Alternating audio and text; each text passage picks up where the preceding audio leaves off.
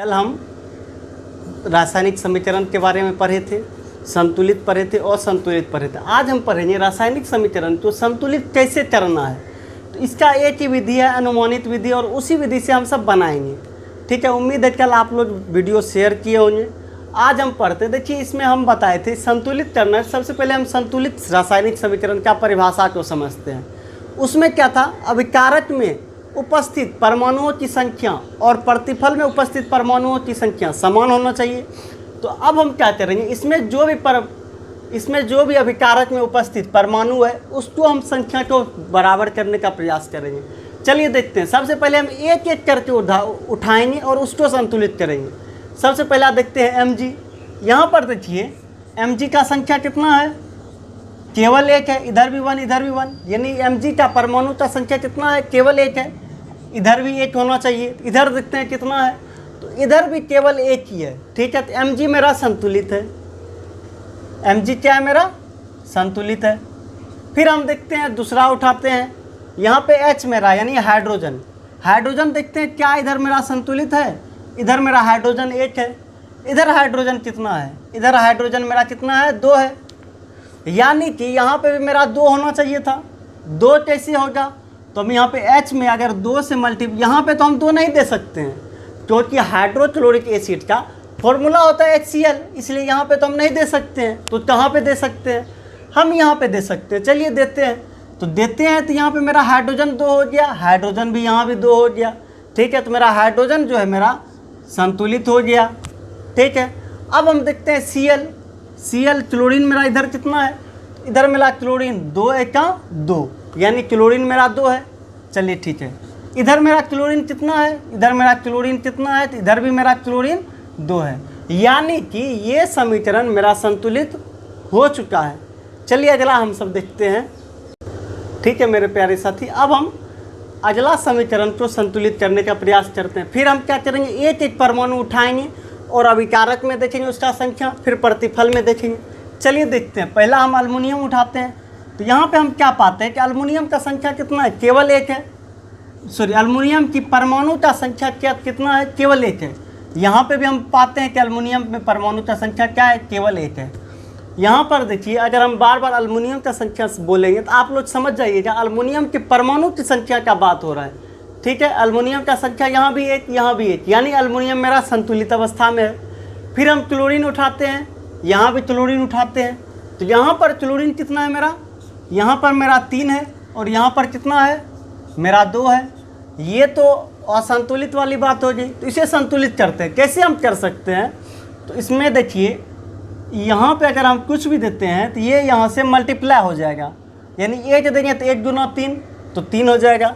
अगर 2 देते हैं, 2 तिया 6, तो यहाँ पे 6 लाने के लिए हमें 3 से मल्टीप्लाई करना पड़ेगा। तो चलिए हम 3 यहाँ पे 2 से मल्टीप्लाई कर देते हैं। तो यहाँ पर मेरा 2 आ जाएगा। यहाँ से हम यहाँ लिख देते हैं सबसे अच्छा। तो यहाँ पे मुझे 2 से मल्टीप्लाई करना पड़ेगा और यहाँ पे 3 से। तो मेरा नया समीकरण क्या बना, तो यहाँ पे मेरा समीकरण बन गया 2Al, ये मेरा अलग है, ध्यान रखिएगा। फिर यहाँ पे इसका दूसरा वर्जन यहाँ पे हम दिए। तो यहाँ पे जो है 2Al Cl3, फिर क्या हो जाएगा, यहाँ पे हो जाएगा AlOH होल 3, यहाँ पे हो जाएगा 3CaCl2। अब ध्यान देने वाला बात है, इससे पहले मेरा अल्युमिनियम जो था संतुलित था, लेकिन यहाँ पे फिर अल्युमिनियम मेरा असंतुलित हो गया है। यहाँ पे अल्युमिनियम मेरा 2 है जबकि यहाँ पे 1 है। तो यहाँ पे संतुलित करने के लिए यहाँ पे भी हमको 2 से मल्टीप्लाई करना पड़ेगा फिर से अल्युमिनियम को। चलिए फिर से मल्टीप्लाई करते हैं। यहाँ तो एल्युमिनियम मेरा 2 का 2 ही रहेगा। ठीक है, यहाँ पे 1 है, तो यहाँ पे एल्युमिनियम को हम 2 से मल्टीप्लाई कर देते हैं। यहाँ 2Al हो जाएगा। तो फिर मेरा नया क्या बना, फिर मेरा नया बना 2Al, यहाँ पे प्लस हम लिखना छोड़ दिए थे, CHOH होल 2। ठीक है, तो यहाँ पे हो जाएगा AlCl3 प्लस CaOH होल 2। तीर का निशान देंगे, हम सब जानते हैं अभिकारक और प्रतिफल के बीच में तीर का निशान पड़ता है। यहाँ पे हो जाएगा AlOH होल 3 प्लस 3CaCl2। ठीक है, यहाँ पे पाते हैं तो यहाँ पे हमको एल्युमिनियम 2 से मल्टीप्लाई किए, यानी यहाँ पे मेरा 2 आ गया। फिर से देखते हैं, एल्युमिनियम मेरा 2 का 2 है, यहाँ एल्युमिनियम मेरा 2 का 2 है, क्लोरीन मेरा 2 तिया 6 है, यहाँ भी क्लोरीन मेरा 2 तिया 6, यानी एल्युमिनियम और क्लोरीन का टेंशन खत्म, यानी पहला इसका टेंशन खत्म। अब इसको संतुलित करते हैं। कैल्शियम यहाँ पे देखते हैं कैल्शियम कितना है, तो यहाँ पे मेरा कैल्शियम 1 है, यहाँ पे कैल्शियम कितना है 3 है, Ca कितना है 3 है, तो यहाँ पे हमको 3 से मल्टीप्लाई करना पड़ेगा कैल्शियम को संतुलित करने के लिए। तो चलिए 3 से मल्टीप्लाई करते हैं, तो फिर मेरा क्या आ रहा है 2AlCl3 प्लस 3CaOH होल 2। ठीक है, तो मेरा 2AlOH होल 3 प्लस 3CaCl2। ठीक है, फिर से मिला लेते हैं। एल्युमिनियम मेरा 2 तिया 6 है, यहाँ भी एल्युमिनियम मेरा 2 एका 2 है, यहाँ भी 2 एका 2 है। ठीक है, क्लोरीन मेरा 2 तिया 6 है, यहाँ भी क्लोरीन मेरा 2 तिया 6 है। कैल्शियम मेरा यहाँ भी 3 है, यहाँ भी कैल्शियम मेरा 3 है, यानी यहाँ तक क्या टेंशन खत्म। अब बचा ऑक्सीजन और हाइड्रोजन। देखते हैं ऑक्सीजन और यहाँ पे देखिए, यहाँ पे होल 2 का मतलब ये होता है, अगर हम सिंपल ऐसा लिखते, एक बार एग्जांपल के तौर पे आप लोग समझ लीजिए, अगर हम इसको ऐसा लिखते CaOH2, इसका मतलब हुआ कि 2 केवल हाइड्रोजन में है, जबकि अगर हम इसको ऐसे होल कर दिए तो इसका मतलब 2 हाइड्रोजन में भी है और 2 ऑक्सीजन में भी है। इसका मतलब हुआ यहाँ पर ऑक्सीजन में मेरा कितना है 2 एका 2 है, ये 2 एका 2 ये हुआ, प्लस यहाँ पे भी तो 3 है, यानी 2 तिया 6 हुआ ऑक्सीजन। और यहाँ पे देखते हैं ऑक्सीजन कितना है, तो 3 एका 3 ये हो गया, फिर 3 दूना 6, यानी यहाँ पे भी ऑक्सीजन मेरा 6 है। ठीक है, अब मेरा बच गया बेचारा हाइड्रोजन। देखते हैं हाइड्रोजन कितना है, तो हाइड्रोजन है मेरा यहाँ पे 2 एका 2 हो गया, फिर 2 तिया 6, यानी यहाँ पे भी हाइड्रोजन 6। और यहाँ पे देखते हैं तो 3 एका 3, 3 दूना 6, यानी हाइड्रोजन यहाँ पे भी हो गया 6। यानी कि इस तरह से मेरा ये समीकरण यहाँ पर आके संतुलित हो गया। तो ये जो है, ये मेरा ये इतना पोर्शन मेरा क्या हो गया आंसर। तो आप लोग लास्ट में जो है इतना करने के बाद फिर इसको यहाँ से यहाँ लिख दीजिएगा, सॉरी यहाँ पे डबल तीर लगा दीजिए ताकि पता चले कि ये अलग है, या बराबर सिंपल सीधा सीधी दे दीजिए। तो मेरा हो गया 2AlCl3 प्लस 3CaOH होल 2, तीर का निशान, 2AlOH होल 3 प्लस 3CaCl2, ये मेरा हो गया आंसर। चलिए देखते हैं, इसके बाद हम अगला समीकरण को देखते हैं। इससे पहले हम 2 समीकरण को संतुलित किए, ये मेरा तीसरा समीकरण है। आप इसको उतारिए, वीडियो पॉज कीजिए, फिर इसको संतुलित कीजिए, फिर इसको मिलाइए, देखिए आप कितना परफॉर्मेंस में है। ठीक है, इससे पहले जो 2 बता दिए वो भी आप होमवर्क के तौर पर उसको उतारिए और अपने से संतुलित कीजिए, फिर इससे मिलाइए, इससे आपको ज़्यादा बेनिफिट होगा। आप पॉज करके इससे बनाइए, हम यहाँ समझा रहे हैं, फिर पॉज करने के बाद फिर रिज्यूम कीजिए और फिर इसको समझिए आपका आंसर मिला या नहीं मिला। चलिए देखते हैं यहाँ पर क्या है। इसको मिलाने के लिए हम क्या बोले, परमाणु एक एक लेंगे। जैसे यहाँ पे Fe लिए, तो Fe मेरा क्या परमाणु का संख्या कितना है 1 है, और यहाँ प्रतिफल में कितना है 3 है, यानी कि यहाँ पे हमको 3 से मल्टीप्लाई करना पड़ेगा। तो यहाँ 3 से मल्टीप्लाई किए तो मेरा क्या बन गया, तो ये मेरा बन गया 3Fe प्लस H2O, तो Fe3O4 प्लस H2। यहाँ पे मेरा Fe जो है दोनों तरफ संतुलित हो चुका है। अब हम लेते हैं हाइड्रोजन को। हाइड्रोजन यहाँ पे देखते हैं, मेरा हाइड्रोजन में परमाणु का संख्या कितना है 2 एका 2 है, यहाँ पे कितना है, यहाँ पे भी 2 एका 2 है। ठीक है, यानी हाइड्रोजन मेरा संतुलित है। अब हाइड्रोजन के बाद हम लेते हैं ऑक्सीजन को। तो यहाँ पर ऑक्सीजन कितना है मेरा 1 है, और यहाँ पे ऑक्सीजन मेरा कितना है 4 है। ठीक है, तो यहाँ पर हमें ऑक्सीजन को 4 ऑक्सीजन का परमाणु संख्या समान करने के लिए 4 से मल्टीप्लाई करना पड़ेगा। तो ठीक है, ऑक्सीजन तो अगर हम 4 से मल्टीप्लाई कर देते हैं तो यहाँ पर हाइड्रोजन कितना हो जाएगा। चलिए ठीक है, पहले हम इसको लिख लेते हैं फिर हम देखेंगे। तो 3Fe plus 4H2O equal to Fe3O4 plus H2। यहाँ पर फिर से हम मिला लेते हैं। Fe मेरा 3 है, यहाँ पे भी 3 है, ठीक है। हाइड्रोजन मेरा यहाँ पे कितना है, 8 है, यहाँ पे कितना है, 2 है, तो यहाँ पे भी 8 हमको करना पड़ेगा। चलिए ठीक है, हाइड्रोजन मेरा कितना है, 4 दूना 8, यहाँ पे हाइड्रोजन कितना है मेरा, केवल 2 है, तो इसको 4 हाइड्रोजन हमको लेना पड़ेगा। तो 2 दूना 4 हमको करना पड़ेगा। चलिए ठीक है, इसके बाद मेरा क्या आ जाएगा, इसके बाद आ गया मेरा 3Fe प्लस 4H2O, मेरा हो गया Fe3O4 प्लस हाइड्रोजन तो कितना से हम करेंगे, 4 और लेंगे।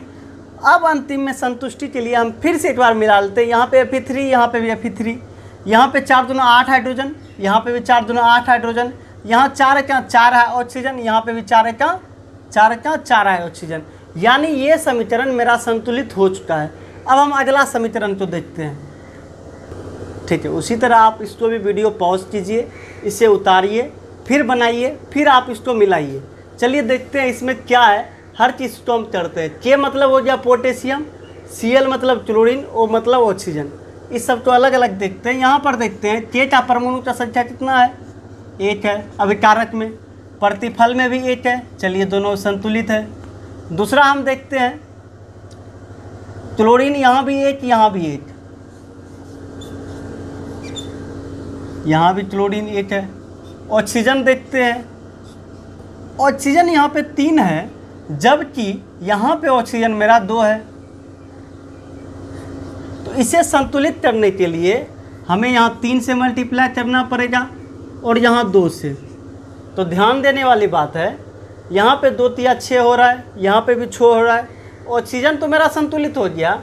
अगर हम इसको, ठीक है, फिर पहले हम इसको उतार लेते हैं, फिर और हम आगे डिटेल से समझाते हैं। तो यहाँ पे 2 हो जाएगा, 2 पोटेशियम ClO3 और यहाँ पे हो जाएगा KCl potassium chloride plus 3 oxygen यानी 3O2, ठीक है। यहाँ पे हम फिर से पाते हैं ऑक्सीजन तो मेरा संतुलित हो गया, लेकिन यहाँ पे पोटेशियम 2 हो गया, क्लोरीन 2 हो गया। चलिए देखते हैं। तो यहाँ पर पोटेशियम कितना है, 2 है, यहाँ पोटेशियम कितना है, 1 है, यहाँ क्लोरीन कितना है, 2 का 2 है, यहाँ पे क्लोरीन कितना है, 1 है। यानी कि यहाँ पर देखते हैं कि दोनों एक ही सूत्र में है, पोटेशियम क्लोराइड। यानी कि अगर हम इससे मल्टीप्लाई कर दें 2 से, तो एक ही बार में यहाँ पे अगर हम कर दें तो इसके बाद मेरा समीकरण संतुलित हो जाएगा। तो यहाँ पे क्या हो जाएगा, तो 2KCl पोटेशियम क्लोराइड, यहाँ पे हो जाएगा 2 पोटेशियम क्लोराइड प्लस 3O2। अब एक बार मिला लेते हैं। पोटेशियम 2 बराबर है, क्लोरीन 2 का 2, यहाँ भी 2 का 2 बराबर है, 3 दूना 6 ऑक्सीजन, 3 दूना 6 ऑक्सीजन। यानी अब ये मेरा संतुलित हो चुका है। एक और लास्ट हम देते हैं आप लोगों को, उसके बाद आप लोग कहीं से भी रासायनिक समीकरण लीजिएगा, उसे बनाइएगा। अगर नहीं बना, आप व्हाट्सएप ग्रुप पे भी जुड़ सकते हैं, डिस्क्रिप्शन पे दिया हुआ है, टेलीग्राम में जुड़ सकते हैं और वहाँ पे प्रश्न भेजिए, हम आप उसको बना देंगे। अगर हम देखेंगे कि उससे और बच्चे के लायक है तो हम उसे वीडियो में मेंशन कर देंगे या आपको पर्सनल भी हम शेयर कर देंगे, ठीक है मेरे प्यारे साथी। इसे हम बनाते हैं, आप समझ गए होंगे। आप इसको उतारिए, बनाइए, फिर मिलाइए। फिर कहीं दिक्कत है, अगर आपको हो सके, अगर आपका बन रहा है, डायरेक्ट आंसर हो रहा है, तो आप स्किप करके आगे भी जा सकते हैं, ठीक है। इसको हम देखते हैं। एल्युमिनियम यहाँ पे दोनों में से परमाणु का संख्या हम उठाते हैं और उसे मिलाते हैं। जैसे यहाँ पे एल्युमिनियम हम देख रहे हैं, तो एल्युमिनियम यहाँ पे 1 है और यहाँ पे भी एल्युमिनियम 1 है, यानी एल्युमिनियम मेरा क्या है, संतुलित है। फिर इसमें मेरा कोई नहीं है, मतलब एक एल्युमिनियम ही था। अब दूसरा उठाते हैं। यहाँ पे हाइड्रोजन मेरा कितना है, हाइड्रोजन मेरा 2 है। यहाँ पे भी हाइड्रोजन हम देखते हैं तो हाइड्रोजन मेरा 2 ही है, ठीक है। अब हम यहाँ पे H अलग है, O अलग है, दोनों मिला के हाइड्रोजन सल्फेट बन रहा है, लेकिन एस मेरा क्या है, सल्फर को सूचित करता है, और ओ किसको सूचित कर रहा है, ऑक्सीजन को। चलिए देखते हैं कितना है संख्या। तो सल्फर मेरा यहाँ पर सल्फर 1 है। अगर यहाँ पे होल होता तो इसका मतलब 4 है, लेकिन यहाँ पे होल 4 नहीं है, सिर्फ 4 है, तो इसका मतलब ये 4 जो है केवल ऑक्सीजन के साथ है, यानी कि सल्फर का संख्या कितना है मेरा, केवल 1 है। फिर यहाँ पे भी देखते हैं सल्फर कितना है मेरा, तो यहाँ पर सल्फर, यहाँ पे देखिए ये मेरा एल्युमिनियम सल्फेट में होल SO3 है, इसका मतलब सल्फर का संख्या कितना है, 3 है। चलिए 3 है और यहाँ पे 1 है। अगर इसको हमको बराबर करना है तो यहाँ 3 से गुना करना पड़ेगा। अगर 3 से करेंगे तो यहाँ पूरा में 3 से मल्टीप्लाई करना पड़ेगा। चलिए ठीक है, इसको पूरा में 3 से मल्टीप्लाई करके फिर से संतुलित करना पड़ेगा, फिर से करते हैं। तो यहाँ पे हो गया मेरा, इसके बाद हो गया aluminium Al plus H2SO4 aluminium SO4 3 plus hydrogen. ठीक है, यहाँ पे हम बोले S वाला में 3 से मल्टीप्लाई करना पड़ेगा, यानी यहाँ पे हो जाएगा मल्टीप्लाई। ठीक है, अब देखते हैं क्या क्या मेरा असंतुलित हो रहा है। एल्युमिनियम बराबर है,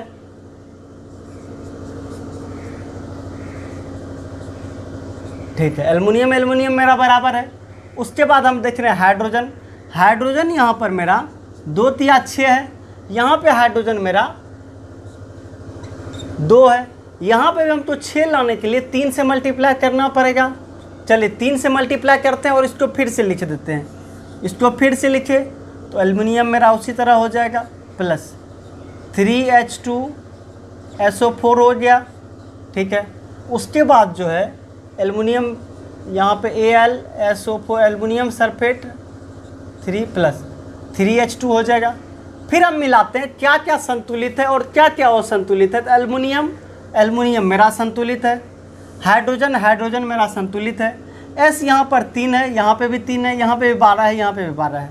यानी इसको एक बार लिख के फिर हम अंत में आंसर लिख देते हैं, यानी यहाँ पे भी एल्युमिनियम 1, यहाँ पे भी एल्युमिनियम 1।